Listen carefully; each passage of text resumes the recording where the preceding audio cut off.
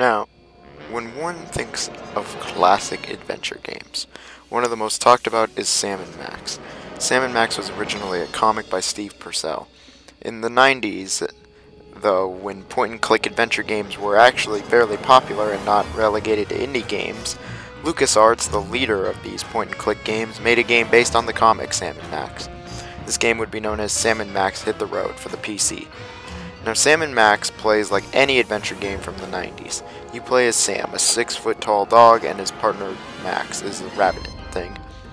Now, standard point-and-click adventure games play like this. You talk to characters with multiple dialogue options, you interact with these characters, there is items in the areas that can be used with other objects or characters, and it's mostly solving puzzles. This game is incredibly story-based, and with that said, I'm not saying anything really about the story here, since it's a classic story and it's relatively short. The game isn't that long, but it has a fair amount of puzzles.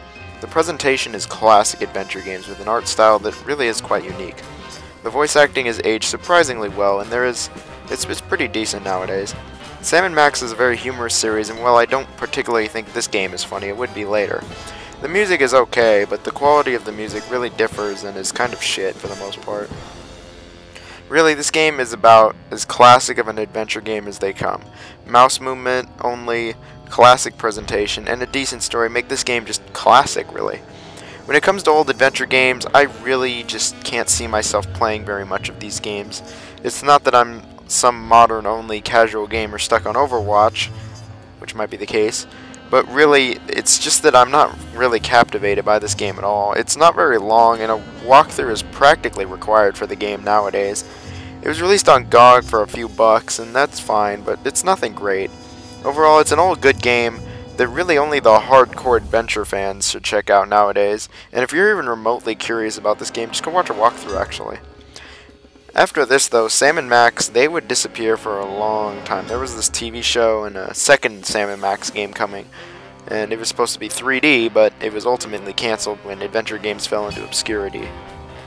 But where would the series go? However, in 2006, a little company called Telltale Games would actually get the rights to Sam & Max. This company fully understood what Sam & Max were and wanted to release a new game and bring them back. To literally no fanfare, a new Sam & Max game was created, titled Season 1, and retitled Save the World later. Now, Sam & Max from this point on would be released in monthly episodes, and you can buy only the whole season now, not even the episodes. Season 1 has 6 episodes in it.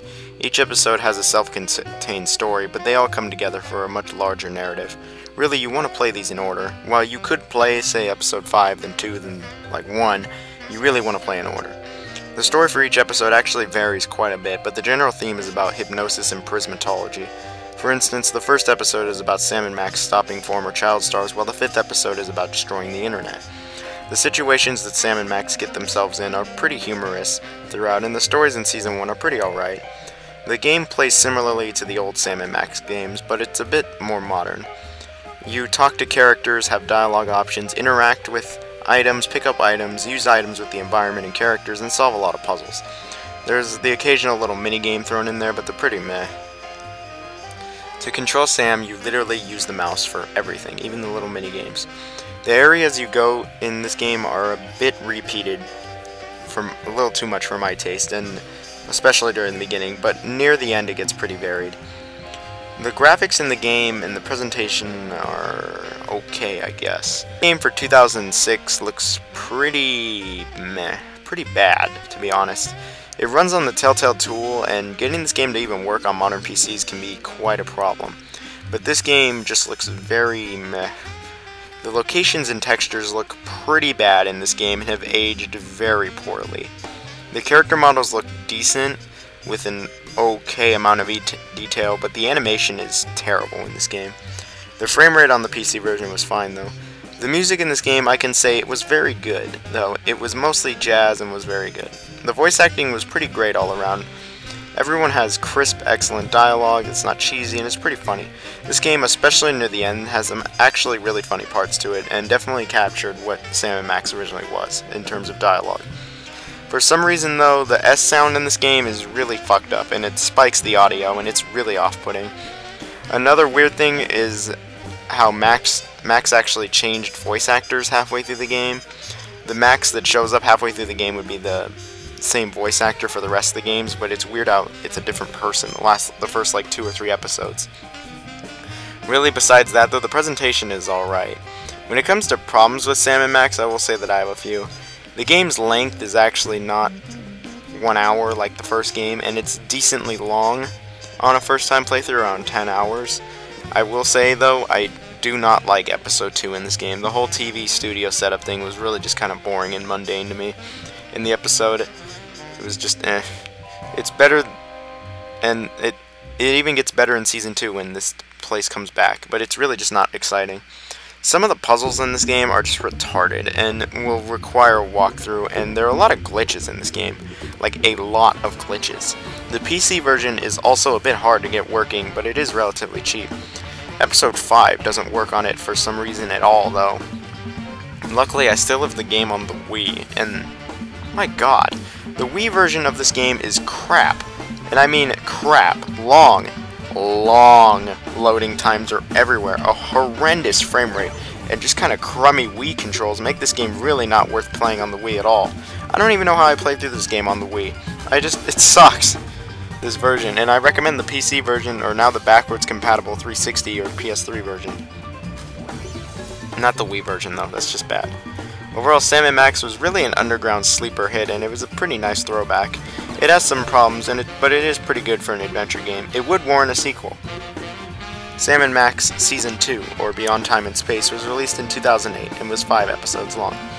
I can say each episode is slightly longer than Season 1, so while there isn't 6 like the first one, the game is like the same like the Season 1.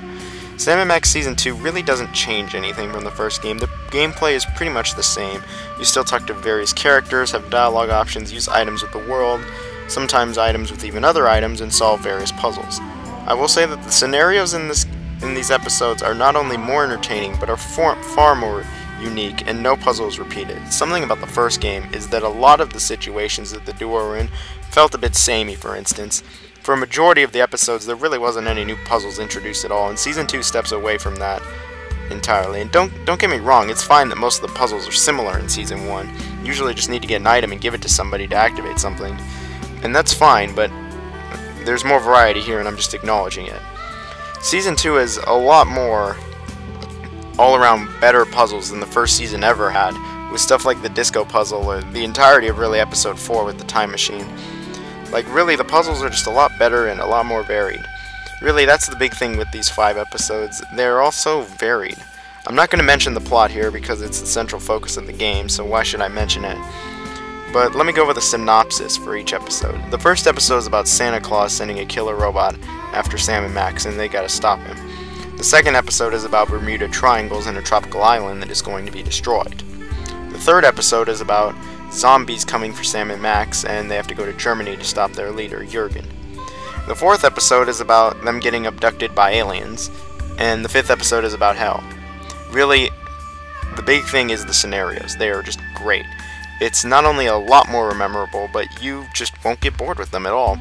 This game also included all these mini-games. They're these little distractions that are required to beat the game, and on the PC version, they're decent. They're not great, but they're not totally bad or terrible. They're just pretty meh. When it comes to presentation, this game is certainly better. At first glance, it doesn't look a lot better, but it is. The textures are really on the same level for the most part, though, and they look pretty bad for 2008. But the character models have improved a bit, and they look okay. Not really, they don't look very good. The frame rate was good on the PC version, at least. As with Season 1, the Wii version of Season 2, I can confirm, is still crap, with a terrible frame rate, long loading times, and none of this is the case on the PC version. The animation isn't terrible like the first game, it's decent, and the glitches are very limited in this game, unlike the first game. The sound isn't jacked up like the first game, the dialogue sounds are fixed.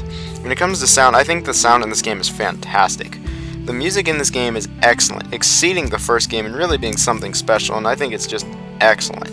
The voice acting like the first game is really crisp, funny, great, and probably the best voice work of like the year of 2008. This game is way funnier than the first game, and I thought the humor was excellent. The quality was also great too. The sound was really just great on all levels. The length of the game was even pretty good. Even with a walkthrough, it's still mildly long. Without a walkthrough though, this game is pretty damn long. Overall, really, Sam & Max Season 2 is a really great game, actually. If I had to fault it with anything, it would be the PC version is a bit hard to get running with me. Or, it was a bit hard to get running, and it is some serious config shit on Windows 10 to even play it. The only episode I really wasn't totally engaged in was episode 2, but it still was pretty okay. But other than that, it's pretty much the perfect adventure game. Good humor, excellent writing, limited bugs for the most part, and a decent length to it. Due to some nostalgia, this is actually my favorite Sam & Max game, and I can recommend this game to remotely anyone interested in any adventure games or a decent story.